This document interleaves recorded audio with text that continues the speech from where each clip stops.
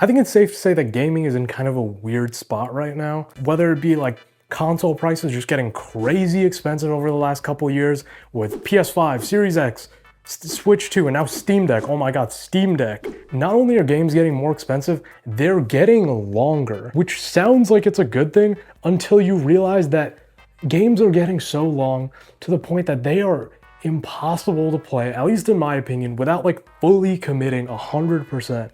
You can't bounce around from game to game anymore. If you're in a game, you have to spend the next 100 hours of your life locked into that experience. Perfect example would be, I recently bought Final Fantasy Rebirth, and it's awesome, it's great, it's beautiful. I would take it out to prom if I could, but oh my god, that game's campaign, the main story, is 48 hours. The full game, side content and all, is damn near 100.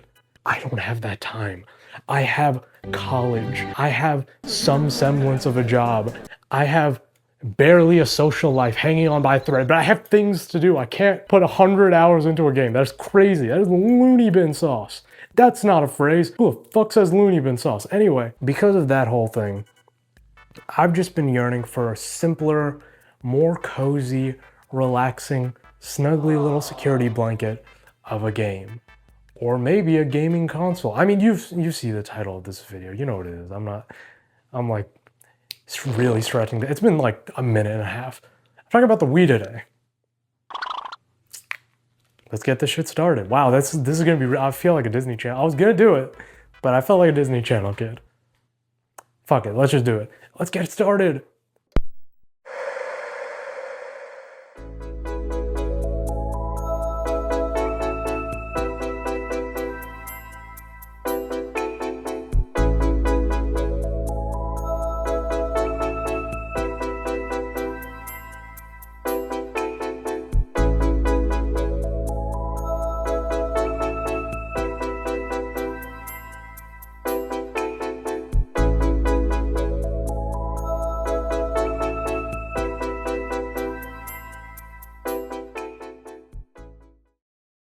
So, before I even talk about the Wii, I want to make one thing abundantly clear.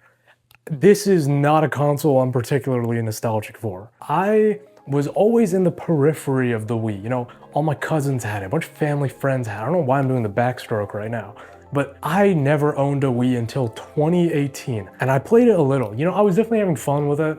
This is like right at the cusp of the Wii Shop channel closing, so I bought some retro games, played Mario Galaxy, Wii Sports. I loved Wii Sports. But yeah, it was, I don't know, I had like a general appreciation for it, but it was not in like the upper echelon of consoles. It wasn't even really something I thought I'd revisit again at some point. But then something happened this summer. I don't know if it was just like me being cooped up in my room, if it was just the general vibes, but I decided to unbox my Wii, which had been sitting in a blue Five Below bag for the past 5 years. And man, this thing kind of rips.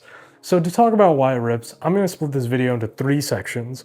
Input, interface, and interesting games. Sure, that worked. I could have said interactivity now that I think about it. That was, fuck it. Okay, let's talk about the input first. The Wii was famous for having motion controls, and that is forever going to be its biggest claim to fame. The fact that you can do this and it registers as a racket being swung, as a punch being punched, that was crazy, and it was the most impressive thing about this entire console, bar none. But I'm gonna make an argument here. It's kind of lame. At least on the original Wiimotes, it was so simple. It was like, you moved a little, wow, that was a swing, good job.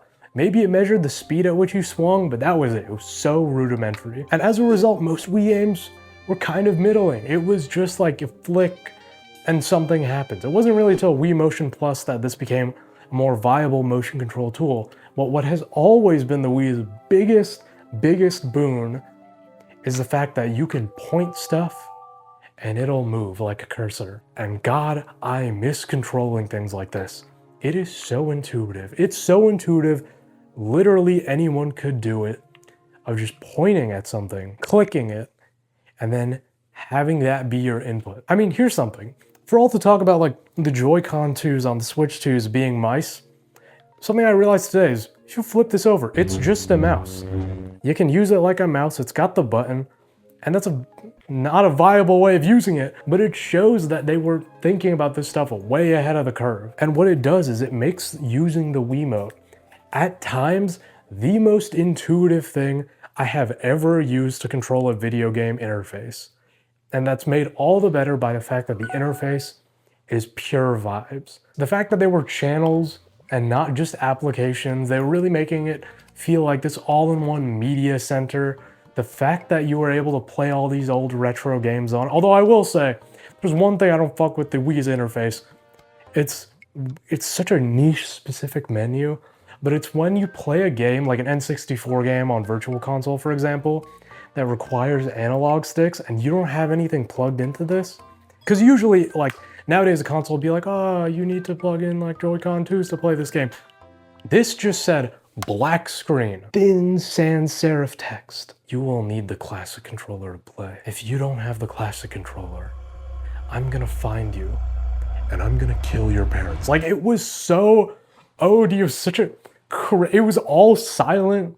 It was horrifying. I shit my pants. It was so scary. But man, the rest of this thing is pretty cozy. I even listen to the music like when I'm editing and stuff. It's just a vibe. It's something no other Nintendo console has been able to capture. Honestly, have you seen the Switch menus? Even for as good as like something like the Switch 2's eShop is, the fact that there is no music at all, it's pure silence.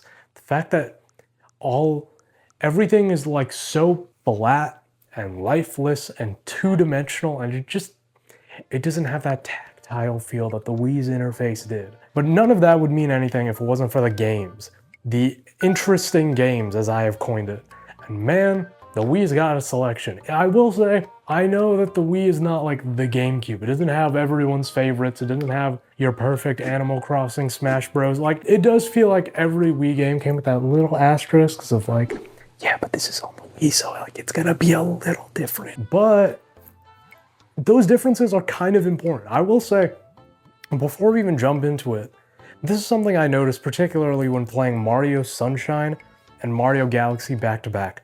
Because of the fact that they gave you full camera control and just kind of let you go in this open world, they let you have it, okay? But with that sort of lack of player control, or with that sort of player agency but lack of developer control, comes this unreliable, at times pretty frustrating game. I'm just thinking about like the fucking Sandbird and the pachinko machine. Like, those can die in a fire and burn for as long as I live. But Mario Galaxy, on the other hand, doesn't have a second stick to control the camera. You at most have this shitty D-pad. But because of that, the design is a lot more centralized. There's a point A, there's a point B, and while I'm usually not a fan of super linear design, for Mario and for the vast majority of Nintendo games, I think the Wii did help them sort of realize, hey, we have to be good at like developing these invisible strings to like guide the player. It's something you don't really see in a lot of Nintendo games pre-Wii that you notice post-Wii. Wow, the Wii console name is really getting to me at this point because it just sounds like I'm talking about piss. But you get what I'm saying. And what this design principle ultimately has amounted to, even nowadays, are games that feel so much cleaner and modern to play. The biggest one, though, and the one that does buck a lot of these trends, is Wii Sports and Wii Sports Resort. I had only played Wii Sports. It was actually one of the first games I streamed, believe it or not, back when I used to do live streams. And I love Wii Sports. It's incredible. Resort, though, it's different, bro. It's like this combination of Wii Sports and Tomodachi Life, living the dream. You're on this beautiful island. You've got all these wonderful little residents walking around, shooting the shit. And also, you get to play table tennis, which, by the way, on some Marty Supreme shit, it is the most fun minigame of the bunch. I'm bad at it. Let me make this quite clear. I'm very bad at table tennis. But god dang, that feels so satisfying. I love it. It's great. The fact that you've got Frisbee, basketball, all these sorts of games that you could have never imagined in Wii Sports 1. And the vibes are just off the charts. The vibes are really what make Wii Sports Resort a 10 out of 10 casual game. I'm a big fan. You also got, Mario Galaxy 1 and 2. Those are pretty good. I would say those are better on Switch because they look prettier. But That's a hot take, I think. You also got games like Kirby's Return to Dreamland, Donkey Kong Country Returns. Again, games that are on Switch, games that are probably better on Switch. But the fact is, they were Wii games first. Then you got stuff like Smash Bros. Brawl. Brawl, I know, is like generally seen as kind of mid in a competitive scene, but Brawl is the most like content-rich, bang for your buck Smash Bros. At the time, maybe even now if you consider like assist trophies and stuff. It is the game that keeps on giving. You got Animal Crossing 2. Runs better than the Switch version, which is weird, but hey, who knows? Not to mention the fact that if you're sick of Wii games, you could play the entire GameCube library on this thing and a decent chunk of N64 games, Super Nintendo, Genesis, and NES games. I mean, damn, dude, stop flexing on them. It might not be the most pretty system. It's not the cutest belle of the ball, but I like it. She's funny. She got personality and spunk. With that being said, I hope you enjoyed this little oddball, ranty retrospective. And spoiler alert, there's gonna be a sequel at some point. I'm gonna talk about the DS, which I have a lot more nostalgia for. I got a lot to say about this thing. But with that being said, talk to you later. Bye-bye.